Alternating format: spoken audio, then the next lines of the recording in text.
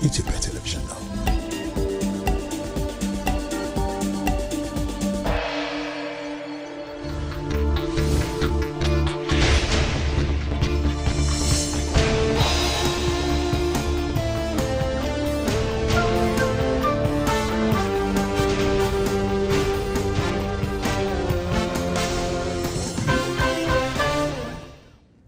ጥር 20 2018 ዓ.ም ጤና ይስጥልኝ። እንደምን አመሻችሁ የተከበራችሁ ተመልካቾቻችን። በሶስት ምዕራፍ ወደ እናንተ የሚደርሰው የኢቲቪ 57 ዜናችን ተጀምሯል። አበይት ርዕሶቹን አስቀድማለሁ።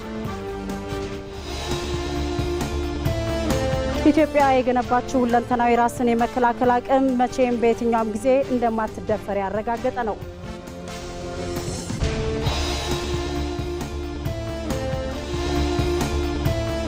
ዘላቂ ሰላምን ለማረጋገጥ እየተደረገ ባለው ሀገራዊ ምክክር የሴቶችን ሚና መጠቀም እንደሚገባ ተገለጸ።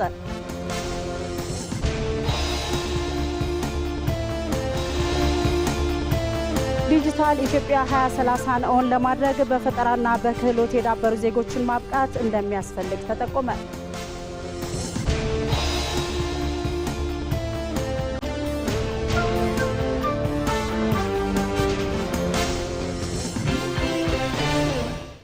ከረቡዕ ምሽት የኢቲቪ 57 ዜናዎች ጋር አልጋነሽ ተካነኝ አብራችን ቆዩ። የቴክኒክና ሙያ ስልጠናዎች ወጣቶችን በተግባር ክህሎት ማብቃትና ስታርታፖችን በመገንባት በአሁናዊ የኢኮኖሚ ጉዞ ላይ ስኬታማ እንዲሆኑ እያደረጉ ነው። ክህሎት ፈጠራን፣ ፈጠራ ስራን፣ ስራ ደግሞ እድገትን እያፋጠኑ የለውጥ ጉዞው ከዜጎች ህይወት ጋር ተሳስሮ ቀጥሏል። አጫጭር ዜናዎችን አስቀድማለሁ። ጠቅላይ ሚኒስትር አብይ አህመድ ከአሜሪካ ከፍተኛ የስራ ኃላፊዎች ጋር ተወያዩ። ጠቅላይ ሚኒስትር አብይ አህመድ የአሜሪካ ምክትል የውጭ ጉዳይ ሚኒስትር ክሪስቶፈር ላንዳውንና የአሜሪካ አፍሪካ እዝ አዛዥ ጀነራል ዳግቪን አንደርሰን ከተመራ ከፍተኛ የልኡካን ቡድን ጋር በጽህፈት ቤታቸው ተወያይቷል። ጠቅላይ ሚኒስትር አብይ አህመድ ከስራ ኃላፊዎች ጋር ያደረጉትን ቆይታ አስመልክቶ በማህበራዊ የትስስር ገጻቸው ላይ ባስተላለፉት መልእክት ውይይቱ በሁለቱ ሀገራት መካከል ያለውን ቀጣይነት ያለው ትብብርና መከባበርን መሰረት ያደረገ መሆኑን ገልጸዋል። ውይይቱም ደማቅና ገንቢ እንደነበረ ጠቁመዋል። ጠቅላይ ሚኒስትር አብይ አህመድ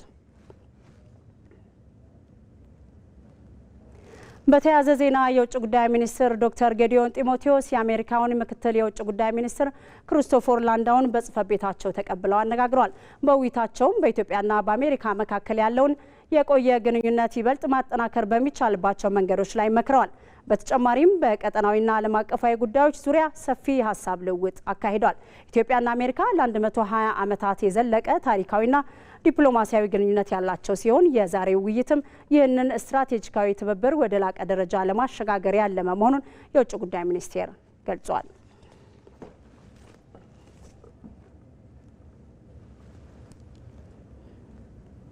ወደ ዝርዝር ዘገባዎች እናልፋለን። ኢትዮጵያ የገነባችው ሁለንተናዊ ራስን የመከላከል አቅም መቼም በየትኛውም ጊዜ እንደማትደፈር ያረጋገጠ ነው። ታሪካዊ ጠላቶቿ ትከሻ ለትከሻ ለመነካካት መሞከራቸው ኢትዮጵያን እንደማያውቋት አሳብቋል። ሀብታሙ ተክለስላሴ በዚህ ጉዳይ ላይ ዝርዝር ዘገባ አዘጋጅቷል። ኢትዮጵያ ታፍራና ተከብራ የኖረችው ተፈልጋና ተመርጣ የጸናችው በልጆቿ ዋጋ በመሪዎቿ ቆራጥነት ነው። ይህንን የተኖረ ሀቅ ጊዜ አይገድበውም፣ ፈተና አያቆመውም። ከፍታን ልማድ ያደረገች ሀገር ከራስ አልፋ ለአህጉር ከጓዳ አልፋ ለጥቁር አብነት መሆኗን እያሳየች እንደቀጠለች ናት ኢትዮጵያ። በምድር አይነኬነቱን ያረጋገጠው የኢትዮጵያ ደጀን ሰማዩ የኛ ነው እያለ እንዳሻው ይመላለስበት ከጀመረ ጊዜያት ተቆጠሩም። ዛሬ ደግሞ ዘመኑን ዋጀና ለሀገሬው ብስራትና ኩራት ተቸንክሮ ለቀረው ጠላት ደግሞ መርዶ ሆኖ ተከሰተ። በእርግጥም ኢትዮጵያ ትላንት ላይ የቆመች አይደለችም።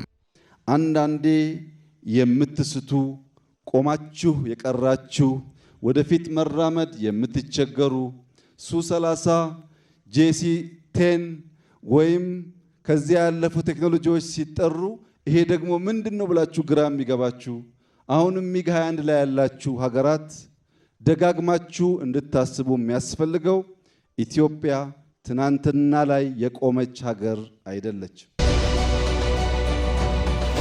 ለጠላት የሚነገረው ሁሉ ግራ አጋቢ፣ የሚባለው ሁሉ አዲስ ነው። ያሸብረዋል፣ ያስበረግገዋል። መንስኤው ቆሞ መቅረት፣ መነሻው ኢትዮጵያን በልኩ አለማወቅ ነው። የቅርብም የሩቅም ታሪካዊ ጠላት ድሮም ጦር ሰብቆ ሞክሮት የተከናነበውን ሽንፈት ረስቶ ደግሞስ ዛሬ ምን ተገኝቶ ትከሻ ለትከሻ መለካካት እንደዳዳው አይታወቅም። ይህ ኢትዮጵያን ካለማወቅ ወዲያ ምን ሊባል ይችላል? አለን የሚሉት አየር ኃይል፣ እንመካባቸዋለን የሚሏቸው የጦር ሰፈሮቻቸው ዙሪያ ገባ ዘመን ከረሳው ቴክኖሎጂዎች በቀር ሌላ አያውቁም። ዓለም የት እንደደረሰም አልተነገራቸውም። ኢትዮጵያ ግን ጊዜውን መስላ ሀያላን አለን ከሚሉት ጋር የሚለካካ የማድረግ አቅምን የተጎናጸፈ አየር ኃይልን አዋልዳለች። ለትብብርና ለንግግር ከመረጧት በቀር ኢትዮጵያ በሁሉም አቅጣጫ በምድርም ይሁን በሰማይ በሯ ዝግ መሆኑን እያረጋገጠች ነው። ኢትዮጵያ ለወዳጆቿ በሯን እየከፈተች በትብብር ለመስራት፣ አብሮ ለማደግ፣ ለመማማር ሰፊ ጥረት እያደረገች ትገኛለች። በዚያው ልክ ለጠላቶቻችን በራችን በቅጡ መዘጋቱን ማረጋገጥ ያስፈልጋል። የኢትዮጵያን ክብር፣ የኢትዮጵያን አንድነት፣ የኢትዮጵያን ብሔራዊ ጥቅም ለማስከበር ተኝተን የማናድር መሆኑን በድጋሚ ማረጋገጥ እወዳለሁ። ጠላት ኢትዮጵያን ለመውጋት የተነሳበትን ቀን የሚረግምበትን ሽንፈት መከናነቡ እንደማይቀር ታሪክ ደጋግሞ አሳይቷል። እንዲህ ባለው አስቀኝ ቁመና ላይ ስትገኝ ደግሞ ነገሩን ፍንትው ያደርገዋል። ያልገባቸው ቢገባቸውም እንዲገባቸው ያልፈለጉ ነውረኞች ግን መፍጨርጨራቸው አይቀሬ ነው። በእርግጥም ጠቅላይ ሚኒስትሩ እንዳሉት ፊት ለፊት ግንባሩን ሰጥቶ ከሚፋለመው፣ በግራ ሀገር እንዳትወጋ ከሚከላከለው፣ በቀኝ ሀገር እንዳትጠቃ ከሚዋደቀው፣ ከኋላ ደጀን ሆኖ ድሉን አይቀሬ ከሚያደርገው ውጭ የተሰለፈ ሌላ ኃይል አለ። በአምስተኛው ረድፍ ይህ ኃይል አይታይም።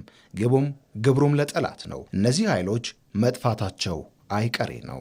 በኢትዮጵያ ውስጥ አሁን ያለው ተስፈኝነትና ለጠላት ተሰላፊነት የአምስተኛውን ረድፍ ተከታይ ኃይሎች ይመናመናሉ። የኢትዮጵያ ሰላም፣ የኢትዮጵያ አንድነት፣ የኢትዮጵያ ብልጽግና በኢትዮጵያውያን በጋራ ትብብር የሚረጋገጥ ይሆናል።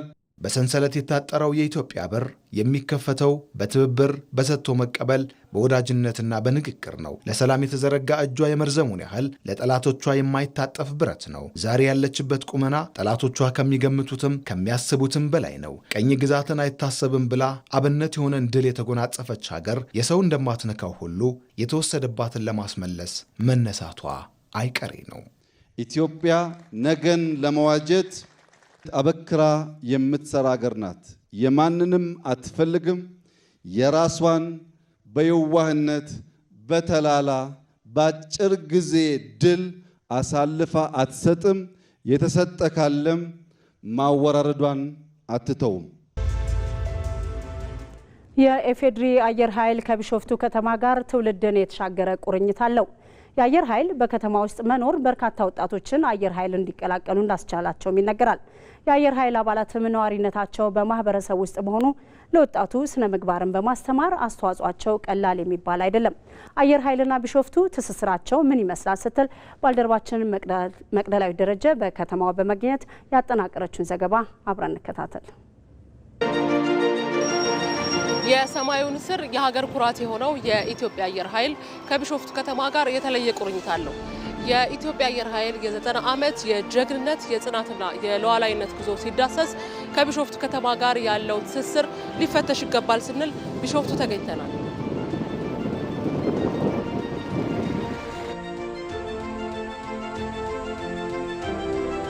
ሰላም እንደምን አለሩ? ሰላም ነው አለን መስከረ ተመልካቾች፣ እንግዳችን ሮቤራ አምሳሉ ይባላል። የሚዲያ ባለሙያ ነው። የቢሾፍቱ ከተማ ነዋሪ ነው። ዛሬ የአየር ኃይልን 90ኛ ዓመት አስመልክተን ቢሾፍቱ ከተማ ከአየር ኃይል ጋር ያለውን ቁርኝት ልናወራ ነው። እንደ መግቢያ ላድርገውና ያለንበት ሰፈር ያለ ምክንያት አይደለም እዚህ ቀጠርከን። ምን ይባላል ሰፈሩ? እንዲሁም ደግሞ የልጅነት ትዝታን እናንተ የአየር ኃይል በርካታ አባላት ከነ ቤተሰባቸው እዚህ ይኖራሉና የልጅነት ትዝታችሁ ምን ይመስላል? ከማህበረሰቡ ጋር ያላችሁ አብሮነት? እንግዲህ እንደምትመለከቱት ነው ከኋላ ያለው የመከላከያ ኢንጂነሪንግ ኮሌጅ ነው እዚህ የሚገኘው። በዚህ በኩል ደግሞ ሆራ አርሰዲ ሐይቅ አለ። ይሄ ደግሞ እንደምትመለከቱት የአዳማ ሞዴል ሁለተኛ ደረጃ ትምህርት ቤት የ1955 ዓ.ም የተመሰረተ በቀድሞ የሐረር ሜዳ ሁለተኛ ደረጃ ትምህርት ቤት የሚባል የአየር ኃይል አባላት ይማሩበት የነበረና በኋላ ላይ ደግሞ ሌሎችም ማህበረሰብ ሲማርበት የነበረ ትምህርት ቤት ነው። ይሄ እንግዲህ ቀጥተኛ የሆነ ግንኙነት ከአየር ኃይል ጋር አለው ማለት ነው። እኔም እዚሁ ነው የተማርኩት።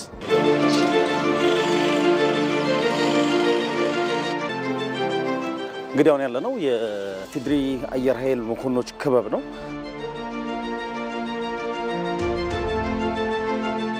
የአየር ኃይል እዚህ ከተማ ላይ የፈጠረው መልካም ተጽዕኖ ምንድነው? በቢሾፍቱ ከተማ ላይ ያሳደረው ተጽዕኖ በርካታ የቢሾፍቱ ከተማ ነዋሪዎች የአየር ኃይል አባል እንዲሆኑ በር ፈቅዷል። የመጀመሪያው ነው። በቃ የመጀመሪያው ያልሞከረ ወጣት አለ ብዬ አላስብም ሲያድግ። አሁን ላይ ያለው የአየር ኃይል የገዘፈ ማንነት ባንተ ምልከታ እንዴት ገልጸዋለህ? በጣም አስደሳች ሆኖ ነው የማየው። እኔ አብዛኛውን በተለያዩ አየር ኃይልን በሚመለከቱ ዘጋቢ ፊልሞች፣ ዶክመንቶች እንዲሁም ዜናዎች እናያለን። ከዛ አለፍ ሲል ደግሞ እስካሁን ድረስ በአየር ኃይል ውስጥ ያሉ ወዳጆቻችን እንዲሁም ቤተሰቦቻችንም እንደዚሁ ይነግሩናል ያሉበት ደረጃ ላይ አየር ኃይል በጣም በተሻለ አቅም ላይ እንዳለ፣ በቴክኖሎጂ በጣም ትልቅ እንደሆነ፣ በጣም ግዙፍ የሆነ ያለ ተቋም ሆኖ ነው እኔ በግል የምመለከተው። ይሄም ደግሞ በጣም አስደሳች ነው። ባለው እንግዲህ ወጣቱ የሆኑ የአየር ኃይል አባላትም በብዛት እየተመለከተ እንገኛለን። ወጣት ሲባል በአመራር ደረጃም ያሉ ተማሪዎችም በብዛት ተቀብሎ በማስተማር ላይ ይገኛል። እንዲሁም ሴቶችም ጭምር እንግዲህ በጣም በርካታ አልነበሩም አይደል ያልኩ አይደለም ያሉት አሉ። ግን አሁን ላይ ደግሞ እስከ ጦር አውሮፕላን አብራሪ የሆኑ ሴት መኮንኖችን በስፋት እያየን ነው የምንገኘው።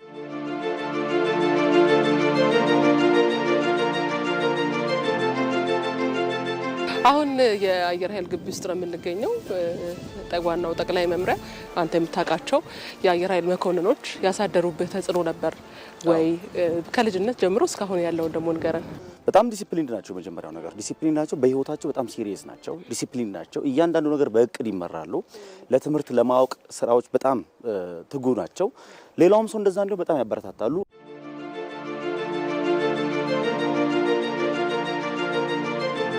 እንግዲህ ብዙ ሀሳቦችን አነሳን። ዩኒፎርማቸውን ለብሰው ሲንቀሳቀሱ በማህበረሰቡ ዘንድ የሚሰጣቸው ክብር በቢሾፍቱ ምድር ላይ የአየር ኃይል አባላት ዩኒፎርም እጅግ በጣም ሃይሊ ሪስፔክትድ የሆነ ዩኒፎርም ነው። ያ አየር ኃይል አባላት ዩኒፎርማቸውን ሲለብሱ ያላቸው ፐርሰናሊቲ እና ከዩኒፎርማቸው በኋላ ያላቸው ፐርሰናሊቲ ራሱ አንዳንዴ ይለያያል። በየትኛው ማህበራዊ ጉዳይ ላይ የአየር ኃይል አባላት ከስራቸው ሲመጡ በዩኒፎርማቸው መኮንኖች ናቸው። ትልቅ ሙያ ያላቸው ሰዎች ናቸው። የመከላከያ ሰራዊት አባላት ናቸው። ይመጣሉ። ዩኒፎርማቸውን ካወለቁ በኋላ ነው አብዛኞቹ እኔ በማውቃቸው እንኳን ወደ ማህበራዊ ጉዳይ በሰርግም በሀዘንም በደስታም ሲሳተፉ፣ ከዛ አልፎ ተርፎ ደግሞ ዩኒፎርማቸውን ለብሰው ደግሞ የሚገኙበትን ቦታ ለዩኒፎርሙ ትልቅ ክብር እንዲሰጠው የሚያደርግ። በጣም አመሰግናለሁ ሮቤራ። ጥሩ ጊዜ ነበረን። እጅግ በጣም እናመሰግናለን። በደንብ ከልጅነት ጀምሮ ያለህን ትውስታ ስለነገርከን አመሰግናለሁ። የኢፌዴሪ አየር ኃይል በፈተናዎች ውስጥ ሆኖ ስኬትን ያስመዘገበ ግዙፍ ተቋም መሆን መቻሉን የኢትዮጵያ አየር ኃይል ዋና አዛዥ ሌተናል ጀነራል ይልማ መርዳሳ ተናገሩ። በተለይ ተቋሙ በቴክኖሎጂ ዘርፍ ያደረጋቸው ማሻሻያዎች ለተቋሙ ስኬት ቀዳሚ ምክንያት ስለመሆኑም ነው የተነሳው። ተስፋዬ ጫኔ ዝርዝር አለው። በ1936 እንደተመሰረተ የሚነገርለት አንጋፋው የኢትዮጵያ አየር ኃይል ባለፉት 9 አስርት ዓመታት ከፍታንም ዝቅታንም አስተናግዷል። በተለይ በዓለም የፖለቲካ አስተላለፍ ተለዋዋጭነትና በሀገር ውስጥ የፖለቲካ ንትርክ ምክንያት ተቋሙም የዚህ ሰለባ እንዲሆን አድርጎታል ይላሉ የኢትዮጵያ አየር ኃይል ዋና አዛዥ ሌተናል ጀነራል ይልማ መርዳሳ። ባለፉት 90 ዓመታት ውስጥ አንዱ ማየት አለብን በጣም ረዥም እድሜ በአህጉሩ ላይ ብቻም ሳይሆን ሌሎች ምንም ስለ አየር ላይ የሚበር ቁስ ነገር በማያውቁበት ኢትዮጵያ ታጥቃለች። መታጠቅ ብቻ ሳይሆን መጠቀምም ጀምራለች የአየር ላይ የሚበር ቁስ። ነገር ግን ይሄ በተፈለገው መልኩ አልሄደም። በብዙ ምክንያት አንድ ጊዜ ከፍ ይላል፣ አንድ ጊዜ ዝቅ ይላል። ምክንያቶቹ ብዙ ናቸው። አንዱ የዓለማችን ተለዋዋጭ ሁኔታዎች ከፍተኛ የሆነ ጫና አሳድሮበታል። አንዴ ወደ ምስራቅ፣ አንዴ ወደ ምዕራብ መገላበጥ ያለው በተቋሙ ላይ ያሳረፈው ጫና ቀላል አይደለም። ሁለተኛ የውስጣችን የመንግስታት መለዋወጥ በመጣና በሚሄደው መንግስት መካከል የነበረው መለዋወጥና በዛ መካከል ቀጣይነት ያለው ተቋማዊ ግንባታ ባለመደረጉ ከታጠቅነው አንጻር ሲታይ መሆን የሚገባን ደረጃ ላይ አልነበርንም እውነት ለመናገር። በሌላ በኩል ደግሞ ከ2010 ዓ.ም ወዲህ ተቋሙ በመንግስት በኩል ከፍተኛ ትኩረትን አግኝቶ በርካታ ስራዎችን አከናውነዋል። በዚህም ቴክኖሎጂን መሰረት ባደረገ መልኩ የማሻሻያ ስራው መከናወኑን ሌተናንት ጀነራሉ ያነሳሉ። በሀገራችን 2010 ጀምሮ ለውጥ መጥቶ ክቡር ጠቅላይ ሚኒስትራችን ወደ ስልጣን ከመጡ በኋላ የመጀመሪያ ያስቀመጡት የሰራዊት ተቋማዊ ሪፎርም ለወደፊት የሚጠብቀን የዚህ ዘመን ትውልድ ውጊያ በመሰረቱ እንደ ድሮ ምሽግ ቆፍረን ታንክና መድፍ አንጋግተን የምንዋጋው ሳይሆን በቴክኖሎጂ ነው የሚል ድምዳሜ ላይ ተደርሶ ለሰራዊቱም ለኛም ለሁላችንም ስልጠና ተሰጥቶ በዛ ነው ነገሩ የተነሳው። እኛም ያንን ከተቋሙ የተሰጠውን የሪፎርም አቅጣጫ ይዘን ከፍተኛ እንቅስቃሴዎች ናቸው ስናደርግ የነበረው። በተጨማሪም ደግሞ ዘርፉን በሚመጥን የሰለጠነ የሰው ኃይል በመፍጠር በኩል ውጤታማ ስራዎች ስለመከናወናቸውም ተገልጿል። የሰው ኃይል ግንባታ ስንለኛ በሁለት መንገድ ነው። አንደኛ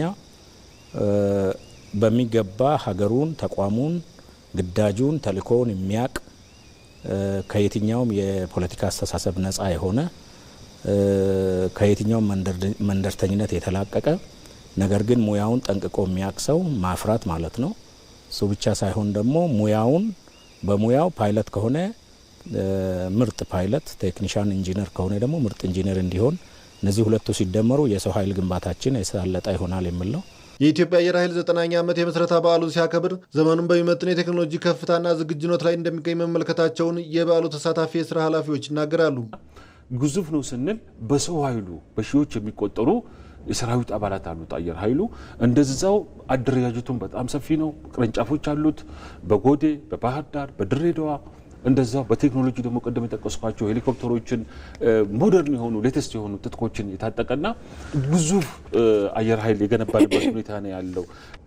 አየር ኃይላችን የብሔራዊ ጥቅማችን ማስከበሪያ ዋና መሳሪያ መሆኑ ያየንበት በጣም ከዚህ በፊቱ የጀግንነት ድል እንዳለ ሆነው በአሁኑ ሰዓት ደግሞ በቴክኖሎጂ ጭምር በመጠናከር የኢትዮጵያን ብሔራዊ ጥቅም በዋናነት ለማስከበር ሰፊ ዝግጅትና ሪፎርም እያደረገ መሆኑን አይተናል። የኢትዮጵያ አየር ኃይል ባለፉት 9 አስርት ዓመታት ሀገር በሁሉም አቅጣጫዎች የገጠሟትን ፈተናዎች በመመከት በኩል አኩሪ ገድል ያለው ግዙፍ ተቋም ስለመሆኑ ማሳያዎቹ በርካታ ስለመሆናቸውም ተገልጿል።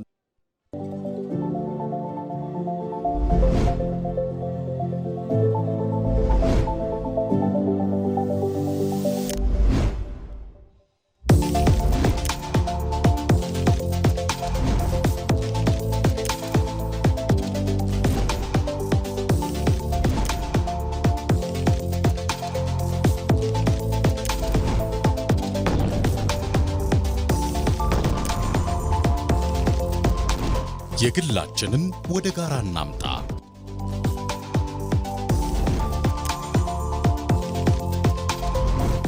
ሳንፈታ ወደ ነገ የምናሻግረው ቅሬታ አይኖር።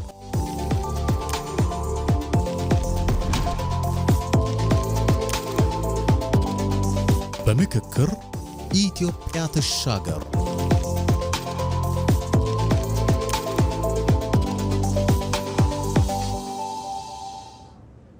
ተመልካቾቻችን ከኢትዮጵያ ቴሌቪዥን የምዕራፍ 1 ኢቲቪ 57 ዜናዎቻችን አሁንም ቀጥሏል።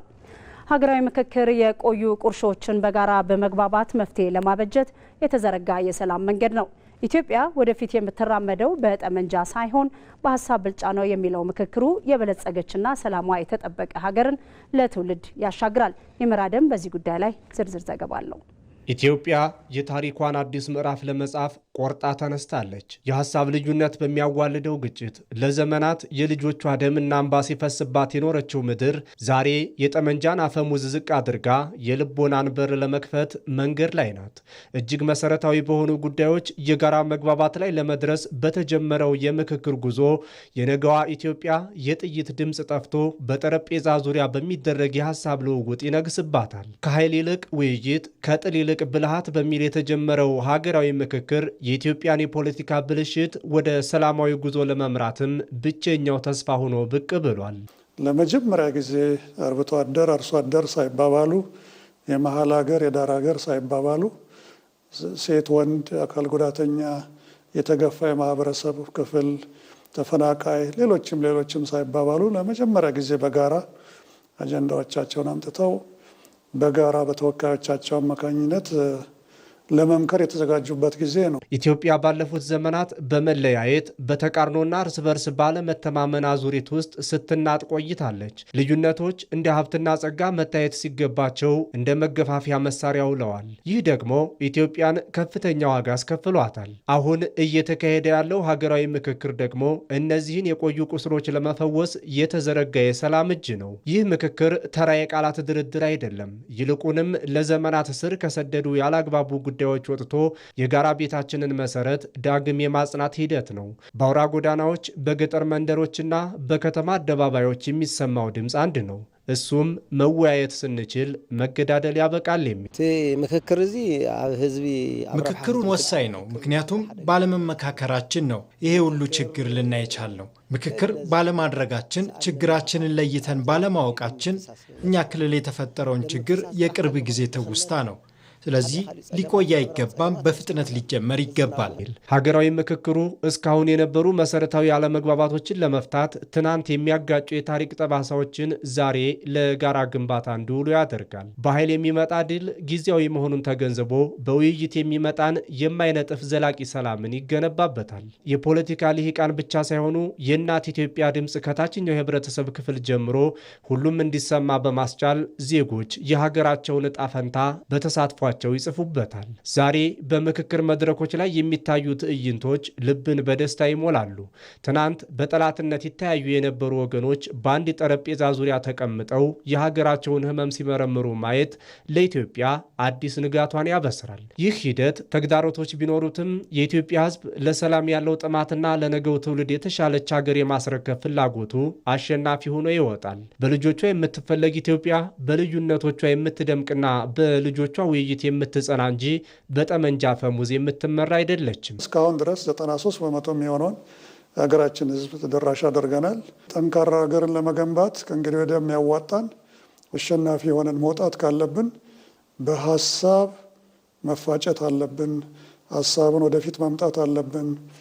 ተከባብረን የምንነጋገር የምንደማመጥና መግባባት ላይ የምንደርስ ህዝቦች መሆን መቻል አለብንና ለዚህ ሂደት ሀገራዊ ምክክር ፍቱን የሆነ አካሄድ ነው።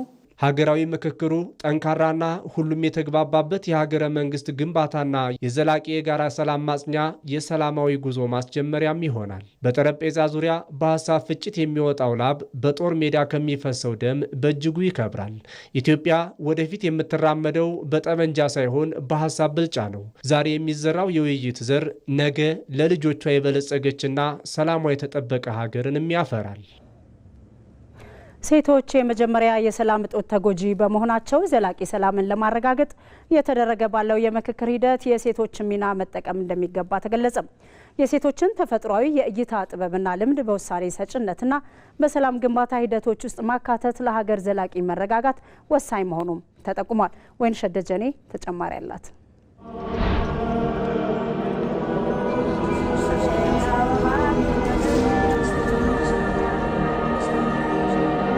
በተለያዩ አካባቢዎች በሚከሰቱ ግጭቶች ውስጥ ሴቶች ተፋላሚ ወገኖችን በማቀራረብ ረገድ እንደ ድልድይ በማገልገል ላይ ይገኛሉ። ከኦሮሞ የሲንቄ ስርዓት እስከ ሰሜኑ የእናቶች ምልጃ ድረስ በባህላዊ የእርቅ ስርዓቶች ውስጥ ያላቸው ተሰሚነት ጥይቶች ዝም እንዲሉና የሰላም ንግግሮች እንዲጀመሩ ምክንያት እየሆነ ነው።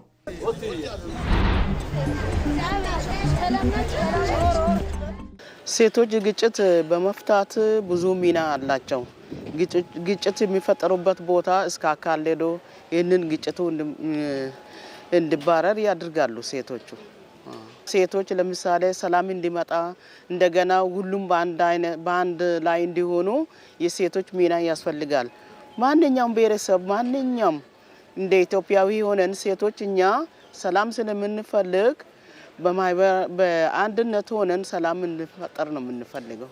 አሁን በእኛ አካባቢ ያሉ ሴቶች በሀገር ሽማግሌና በእርቅ ጉዳይ የተሳተፉ ቤተሰቦችንም በአካባቢ ያለውን ሁሉ ችግር ይፈታሉ። ሴቶች በጣም በብዙ ሁኔታ ለሁሉም ጉዳይ ተጠቂዎቹን በመሆናቸው ለዛ ችግር ደግሞ መፍትሄ ለማድረግ ደግሞ ሴቶች ትልቅ ሚና አላቸው። አባይን ገድበናል። ሴቶች የራሳቸውን ከመቀነታቸው ከልጆቻችን አውጥተን አባይን ገድበን አሁን ደግሞ የሚያስፈልገን ነገር አሰብን መመለስ እንፈልጋለን። እንደ ሴቶች ማለት ነው፣ እንደ ኢትዮጵያ ማለት ነው። ለምን ለኦሮሞ ብቻ አይደለም፣ ለአማራ ብቻ አይደለም፣ ለደቡብ ለሰው አንድ ነው። በርበረሰብ ኢትዮጵያ አንድ ናት። ህዝቡ ሁሉ ያለው ኢትዮጵያ አንድ ነው። ስለዚህ በግጭቱ ዙሪያ እነዚህን ባንዳዎች ለማቆም እንችላለን። ነገም ደግሞ በኢትዮጵያ ጎን እንቆማለን። ሰላማችን እናሰፍራለን። አገራችን አንድ እንድትሆን እናደርጋለን። ምንም እንኳን የሴቶች ሚና እንዲህ ወሳኝ ቢሆንም በውሳኔ ሰጭነት ደረጃ ያላቸው ተሳትፎ አሁንም ድረስ የተለያዩ ማነቆች ይገጥሙታል። ይሁን እንጂ በየመንደሩና በየከተማው የሚገኙ የሴቶች ማህበራት ሰላም ለሁላችንም በሚል መሪ ቃል የሚያደርጉት እንቅስቃሴ በሀገራዊ ምክክሩ ሂደት ውስጥ የሴቶች ድምጽ ጎልቶ እንዲሰማ ትልቅ ተስፋን እየፈነጠቀ ይገኛል። የሀገራዊ ምክክር ደግሞ እጅግ መሰረታዊ የሆኑ ጉዳዮችን ከህብረተሰቡ በአጠቃላይ ከሴቶችም ጭምር ነቅሶ በማውጣት ያላግባቡንን ምክንያቶች ላይ በሚገባ ተነጋግሮ መግባባት ላይ መድረስ ነው። ስለዚህ ሁሌም እንደምንለው ሴቶች የቤት ዋልታ ናቸው። የቤት ብቻ ሳይሆን የውጭውም የሀገሩም ዋልታ ናቸው። በዚህ በሀገራዊ ምክክር ሂደት ውስጥ በሚገባ ምክንያታዊ በሆነ መንገድ በምክክር ሂደት ውስጥ በአሳላጭነት፣ በአመቻችነት፣ በአወያይነትም ጭምር ምክንያታዊ በሆነ መንገድ በመወያየትም ጭምር መሳተፍ አለባቸው ብለው ሀገራዊ ምክክር ኮሚሽኑ ያምናል። ሴቶች ወደ ሀገራዊ ምክክር ጉባኤ ሲመጡ የኢትዮጵያን አጀንዳም ጭምር ነው የሚያዩት። በዚህ ለሀገር ሰላም እና ለሀገር ልማት ወደፊት መታየት ካለባቸው ሴቶች በአሁኑ በዚህ አካሄድ የተሻለ ነው። በአሁኑ ሰዓት በጣም አበረታች ሁኔታ ላይ ነው ያለ ነው። በግጭት አፈታትና በሀገራዊ ምክክር ውስጥ የሴቶች ተሳትፎ መረጋገጥ ለትውልድ የሚተርፍ የሰላም መሰረት መጣል ማለት ነው። እናቶችና እህቶች እጆቻቸውን ለሰላም ሲዘረጉ ሀገር ከጥፋት ትድናለች። የኢትዮጵያን ዘላቂ ልማትና እድገትን ለማረጋገጥ የመደመር መንግስት በመፍጠር መፍጠንና መዝለል የመሳሰሉ አካሄዶችን ይከተላል። እነዚህ አካሄዶችም የየራሳቸው ባህሪያት ያላቸው ሲሆን መነሻውና መድረሻው ግልጽ የሆነ የእድገት አካሄድ እንዲኖር አስቻይ ናቸው። ለዚህም በኮሪደር ልማት፣ በቱሪዝምና በቴክኖሎጂ ዘርፍ እየተሰሩ ያሉ ስራዎች ማሳያ ናቸው። ብሩክታዊት ተገኝ የመደመር መንግስት ምን አይነት ባህሪያት አሉት የሚለውን በጥቂቱ ታስቃኛለች። ኢትዮጵያ የቀደምት ስልጣኔ ባለቤት እንደመሆኗ ዛሬ የምትገኝበት ኋላ ቀርነት ካላት የተፈጥሮና ሰው ሰራሽ ሀብቶች አንጻር የማይገባት መሆኑን ብዙዎች በቁጭት ያነሳሉ። ባለፉት ዘመናት ሀብቶቿ ባለመልማታቸው የተጀመሩ ስራዎችም ከፍጻሜ ሳይደርሱ መቅረታቸው ጉዞዋ ወደ ኋላ የዜጎቿ ኑሮ ከዕለት ያልተሻገረ እንዲሆን አድርጎታል። መደመርም መነሻው ይህ ቁጭት ነው። ለምን ወደ ኋላ ቀረን? ለምን ሀብቶቻችንን መጠቀም ተሳነን? በሚለው እሳቤ ይህንን እንደ ክፉ ጥላ ለዘመናት ሲከተላት የኖረውን ድህነት ለመዋጋትና ገናና ስሟን ለማስቀጠል የመደመር መንግስት አካታች፣ ፈጣን፣ ፍትሃዊና ዘላቂነት የኢትዮጵያን ከፍታ ለማረጋገጥ እየሄደባቸው ያሉ እሳቤዎች ናቸው። ለመሆኑ የመደመር መንግስትን ለየት የሚያደርጉት ባህሪያት ምንድናቸው? በጥቂቱ እንመልከት። አንደኛው ምናባዊ ከፍታ ነው። ምናባዊ ከፍታ በጊዜና በቦታ ያልተገደበ ተሻጋሪ ምልከታ ልንለው እንችላለን። በተለይ እንደ ኢትዮጵያ ላሉ ለሺህ ዘመናት ከስልጣኔና ከእድገት ወደ ኋላ ከመቅረት ከተለመደው ወይንም ከነባሩ አሰራር ወጥቶ ትውልድን ወደ እድገት ለማሻገር መሰረት የሚጥል ነው። ለዚህም እንደ ምሳሌ በቱሪዝምና በቴክኖሎጂው ዘርፍ እየተሰሩ ያሉ ስራዎችን ማንሳት እንችላለን። ምናባዊ ከፍታን ባህሪው ያደረገ መንግስት ሊከተላቸው የሚገቡ መንገዶችም አሉ። ጊዜን ተሻግሮ የመጪውን ዘመን ተስፋና ስጋት ማገናዘብ እንደሚኖርበት ይጠበቃል። ይህ ባህሪ ኢትዮጵያን ከፍ ለማድረግ በተሄደበት ርቀት ያበረከተውን አስተዋጽኦ ብንመለከት እንኳን ከተሞች ገጽታቸው እንዲቀየር፣ ህዝቡ በሀገሩ ልማት ላይ ንቁ ተሳታፊ እንዲሆን አስችሏል። ሀገራዊ መግባባትን በማጎልበት ፕሮጀክቶችን ለማጠናቀቅ የሚወስደውን ጊዜ ማስቀረት ተችሏል። ከነዚህ አበርክቶች አለፍ ሲልም ዓለምን በራስ ምናብ በመቅረጽ የሌሎችን ሀገራት መዳረሻ መወሰን እንደሚያስችልም የመደመር መንግስት ያመላክታል። የማድረግ አቅም ደግሞ ሁለተኛው የመደመር መንግስት ባህሪ ሲሆን ይህም በምናብ ያለን እና በእቅድ የሰፈረን ሀሳብ በእውን የሚጨበጥ እንዲሆን ማድረግን ያመላክታል። ባለፉት ዓመታት የማድረግ አቅም ባለመጎልበቱ እንደ ሀገር የተጀመሩ ፕሮጀክቶችን ማጠናቀቅ ባለመቻላቸው የጊዜና የሀብት ኪሳራን አስከትሏል። ኢኮኖሚው እንዳያድግም እንቅፋት ሆኖ ቆይቷል። ህዳሴ ግድብ፣ የኮሪደር ልማትና መሰል ስራዎች ግን ይህ ታሪክ የተቀየረባቸው የማድረግ አቅም ማሳያዎች ናቸው። የማድረግ አቅምን ማጎልበት እንደ ሀገር ምን ይዞልን መጣ የሚለውን ብናይ ሀብትን በተገቢው መንገድ ጥቅም ላይ እንዲውል አድርጓል። የዜጎች የመልማት ጥያቄ በአፋጣኝ ምላሽ እንዲያገኝም አስችሏል። ጊዜንና ጉልበትንም መቆጠብ ተችሏል። ተለማጭነትና ተላማጅነት ሌላኛው የመደመር መንግስት ባህሪ ሲሆን ጊዜንና ወቅቱ ካለው ነባራዊ ሁኔታ ጋር ራስን እያስማሙ መጓዝ ማለት ነው። ተለዋዋጭ በሆነው ዓለም ተላማጅ ያልሆነ አካሄድ አንዳንዴ ለመልካም በሌላ ጎኑ ደግሞ ሀገርን ለቁልቁለት ጉዞ ማዘጋጀት እንደሚሆንም ይገለጻል። ለዚህም የኢትዮጵያ አየር መንገድ በኮቪድ-19 ወቅት ከህዝብ ትራንስፖርት ወደ ዕቃ የተሸጋገረበትን ወቅትም እንደ ጥሩ ምሳሌ የሚወሰድ መሆኑን የመደመር መንግስት መጽሐፍ ያነሳል። እነዚህ ባህሪያት ኢኮኖሚያዊ እድገትን በየትኛውም ሁኔታ ላይ ማስቀጠል ወቅቱን የዋጀ ውሳኔ ለመስጠትም ያስችላሉ። የመደመር መንግስት እነዚህንና ሌሎች ባህሪያትን መለያው አድርጎ የኢትዮጵያን ከፍታ በማይናወጥ መሰረት ላይ ለማስቀመጥ እየሰራ ይገኛል።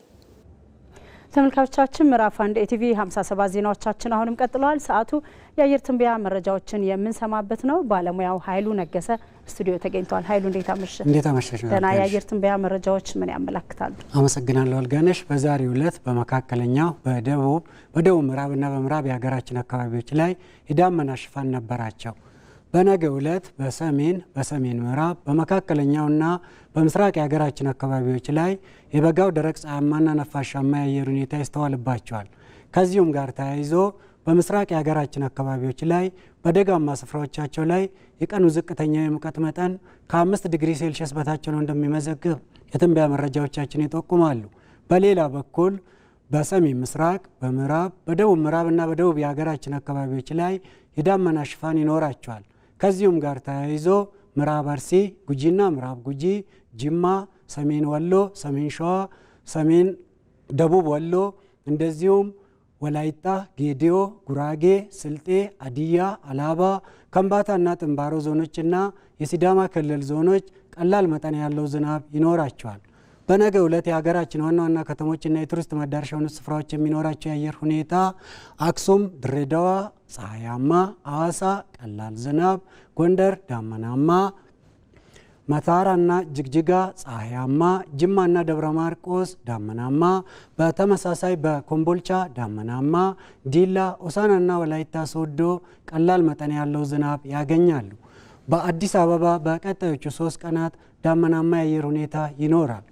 ተመልካቾቻችን ለበለጠ መረጃ ኢንስቲትዩቱን ድረገጽ www.itomet.gov.ኢቲን ይመልከቱ። በርካታ መረጃዎችን ያገኛሉ። አልጋነሽ አመሰግናለሁ። ኃይሉ መልካም ምሽት ይሁንልህ። እኔም በጣም አመሰግናለሁ ለሁላችን አልጋነሽ። መልካም እንቀጥላለን። ተመልካቾቻችን የጌዲዮ ብሔር የዘመን መለወጫ ደራሮ በዓል በአዲስ አበባ ከተማ ተከብሯል። በዓሉ ከአሮጌው ዘመን ወደ አዲሱ ዘመን መሸጋገርን የሚበሰርበት በዓል ነው። ማህሪ አለሙ ዝርዝር አለው።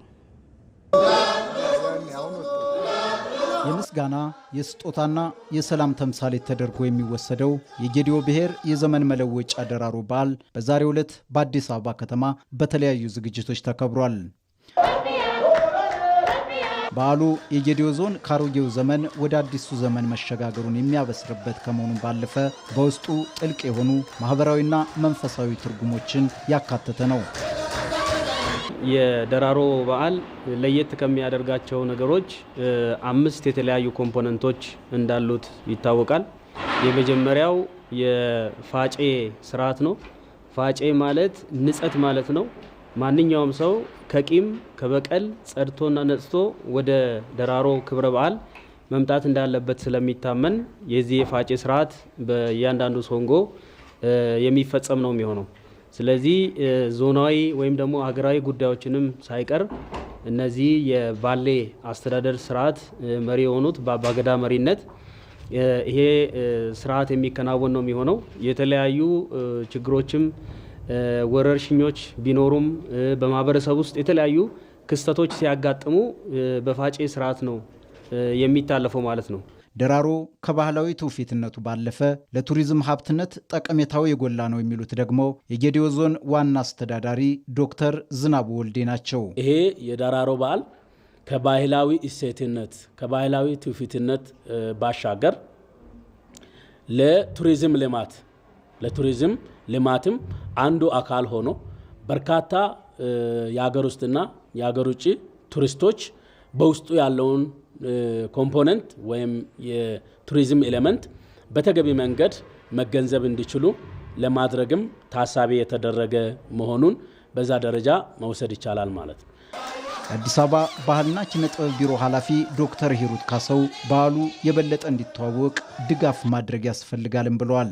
የጌዲዮ አካባቢ ማህበረሰብ ለዘመናት ይዞ የመጣውን የደራሮ ክብረ በዓልን የመሰሉ ማህበራዊ ሀብቶቻችንን በጋራ እንጠብቅ በማለት መልእክቴን እያስተላለፍኩ በዓሉ የሰላም፣ የፍቅር፣ የትብብር እንዲሆንልን እመኛለሁ። በዚህ ረገድ ለሚደረግ ጥረት የከተማ አስተዳደራችን የባህልና ኪነ ጥበብ ቢሮ ተገቢውን ድጋፍ የሚያደርግ መሆኑን በዚሁ አጋጣሚ መግለጽ እወዳለሁ። በመርሃ ግብሩ ላይ የብሔሩን ታሪክ ባህልና ቋንቋ የሚዳስሱ ሲምፖዚየሞችና ሌሎች ዝግጅቶች የቀረቡበት ሲሆን ጥር 30 2018 ዓ.ም በጌዲዮ ይከበራል ተብሎ ይጠበቃል። ዲጂታል ኢትዮጵያ 2030ን ኦን ለማድረግ በፈጠራና በክህሎት የዳበሩ ዜጎችን ማብቃት ይግድ ይላል። መንግስት ዲጂታላይዜሽንን ማፋጠንና ፈጠራን ማጎልበት የሚያስችሉ ፕሮግራሞችና አሰራሮችንም ዘርግቶ እየሰራ ነው የሚገኘው። በዚህ ውስጥ በርካታ ኢትዮጵያውያን እየተሳተፉ ውጤት እያመጡም ይገኛሉ። ሳምሶን ገድሉ ዝርዝር አለው። ትናንት የቤት ተመልካች የሰጧትን የምትቀበል የነበረችው ኢትዮጵያም ዛሬ በገዛ ልጆቿ ውስንነቶቿን እየተሻገረች በፈጠራና ቴክኖሎጂ የራሷን ቀለም እያሳየች ትገኛለች። በክህሎት የተሞሉት ልጆቿም አንድ ጊዜ ታይተው መልሰው መክሰማቸው ሊያበቃ በመደመር መንግስት እሳቤ ዛሬን የተሻገረ ለነገ ትውልድ የሚመጥን የፈጠራና ክህሎት ማሳደጊያ ፕሮግራሞች ተግባራዊ እየተደረጉም ይገኛሉ። በዚህም የነገይቱ ኢትዮጵያ ተስፋዎች የተጫናቸውን አቧራ አራግፈው ማበብ ጀምረዋል።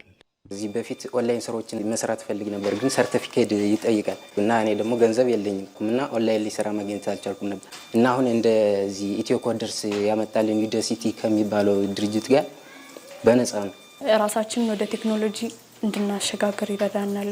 አሁን ላይ ዓለም የደረሰበት ደረጃ እንድንደርስ የተለያዩ ወጣቶችን ስራ ፈጣሪ ለማድረግም ይረዳል፣ ክፍት መሆኑ ማለት ነው። ስልጠናውን ከወሰድን በኋላ ቀጥታ ሲስተሞችን ዲቨሎፕ ማድረግ ጀመር። በአዲስ አበባ ከተማ ውስጥ ያለ የመንግስት ሰራተኛ ድጎማ አለው። ፊርማ ይፈርማል። 3 ቦታ ነው ፊርማ የሚፈርም። 20 ብር ለመጠቀም ፋይናንስ የሚባል አለ። ፋይናንስ ላይ ይፈርማል፣ ፐብሊክ ላይ ይፈርማል፣ ካፍቴሪያ አስጠቃሚው ላይ ይፈርማል። ፕላስ ደግሞ የሚወስደው ጊዜ አለ። ከዚያ ደግሞ ኮፖን ቆጠር አለ። ይሄው ሁሉ ጊዜ ከሚያጠፋልና አሁን ላይ አንድ ዲጂታል ካርድ አዘጋጅንለት። ለአምቡላንስ የተሰኘ የሞባይል መተግበሪያ በመጠቀም ሰዎች በቀላሉ አምቡላንሶችን ማግኘት የሚችሉባቸውን አማራጮች ለመፍጠር ተሞክሯል ማለት ነው። ቀኝ ግዛት መልኩን በለወጠበት በዚህ የግሎባላይዜሽን ዘመን በቴክኖሎጂና ፈጠራም ራስን መቻል የአንድ ሀገር ሉዓላዊነት መሰረት መሆናቸውን ጠቅላይ ሚኒስትር አብይ አህመድ ይናገራሉ። ኢትዮጵያ በዚህ ረገድ የጀመረቻቸው ስራዎች የአህጉሪቱን አይን የገለጡ ለሌሎች የአፍሪካ ሀገራት ፈለግ ሆኖ ማስከተል የቻለ እንደሆነም ጠቅላይ ሚኒስትሩ በንግግራቸው ያስረዳሉ። ዲፔንደንት የሆኑ በራሳቸው ምግባቸውን የማያመርቱ ሀሳባቸውን የማያመርቱ የስራ ሂደት የማያመርቱ ሀገራት ስለ ሶቨርኒቲ ሊያወሩ አይችሉም። ዳታን መቆጣጠር፣ ዳታን ካንተ ፍቃድና ፍላጎት ውጭ ሌሎች አክሰስ እንዳያደርጉ ማድረግ ማለት ልክ ካሽ ሀብት ወይም የውሃ ሀብት የወርቅ ሀብት እንደመከላከል ማለት ነው። ፋይዳን እና ዮዳሄ ስለሰሩት ዛሬ ለዛምቢያ ማርኬት ለማቅረብ ለተለያዩ አፍሪካ ሀገር ለማቅረብ ድርድር ላይ ናቸው። ለምን? ቴክኖሎጂ ኦውን ስላደረግን። ቅድም ክቡር አቶ ቴዎድሮስ ምህረት ጋር እናወራ ነበረ። የፍርድ ቤት ስርዓታቸውን ኦቶሜት ስላደረጉ 2-3 የአፍሪካ ሀገራት መጥተው የእነሱን ሲስተም መግዛት ጥያቄ እያቀረቡ ነው። በፋይዳ በፔሜንት ሲስተም መሶብ በርካታ ሀገሮች እየጠየቁ ያሉበት ዋናው ምክንያት ምንድን ነው? አፍሪካ ውስጥ ጥቂት ሀገራት ሲስተሞቻቸውን ከሌላ ዓለም አመተው ተጠቅመው እነዚያ ሀገራት ጋር እሰጣ ገባ ውስጥ ሲገቡ የፍርድ ቤት ሲስተም የተዘጋበት ሀገር አለ። የፔመንት ሲስተም የተዘጋበት ሀገር አለ። የሜዲካል ሲስተም የተዘጋበት ሀገር አለ። ከውጭ ስናመጣ ሲስተሙን በርቀት ይዘጉብንና እንቅስቃሴ ስለሚያግቱን አፍሪካ ውስጥ አቅም ካለ የአፍሪካን አቅም መጠቀም ይሻላል የሚል እሳቤ አሁን በጣም በርካታ ሀገራት ውስጥ እየተፈጠረ ነው ያለው። ለወትሮ ክህሎትን ለማሳደግ መጣር በፈጠራ መጎልመስ ተመልካች የሚያሳጣም ከቆብ የማይቆጠር ነበር። ዛሬ ግን የታሪክ ሆኖም የዕለት እንጀራ የሚጎረስበት በአካል ከሀገር ሳይርቁም ስራቸው ባህር የሚሻገርበት መሆን ችሏል። ከ100,000 በላይ ትዕዛዝ ተቀብለናል። ዜጎች እዚህ ሆነው ኮምፒውተራቸውን ተጠቅመው ከትልልቅ ኩባንያዎች ስራ እየወሰዱ የሚሰሩበት ስርዓት ነው ማለት ነው።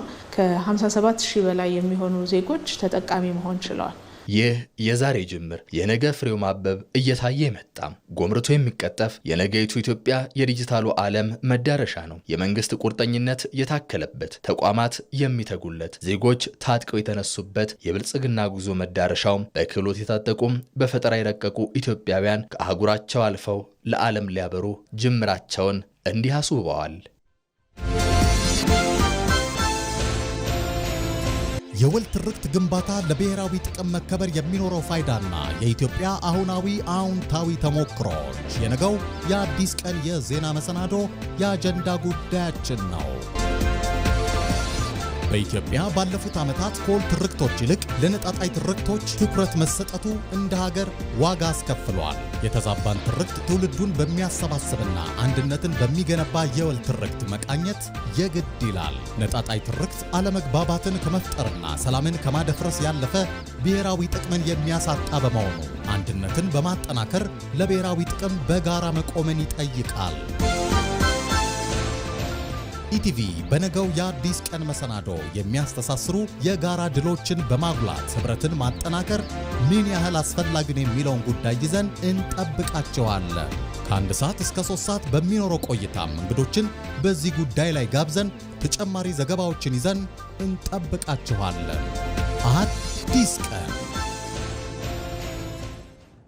ተመልካቾቻችን ከኢትዮጵያ ቴሌቪዥን የምዕራፍ 1 ኢቲቪ 57 ዜናዎቻችን ተጠናቋል። ምዕራፍ 2 1 ሰዓት ላይ ይጀምራል። ቢዝነስና ስፖርት ዘገባዎችም ይካተታሉ። እስከዛው መልካም ቆይታ ይሁንላችሁ።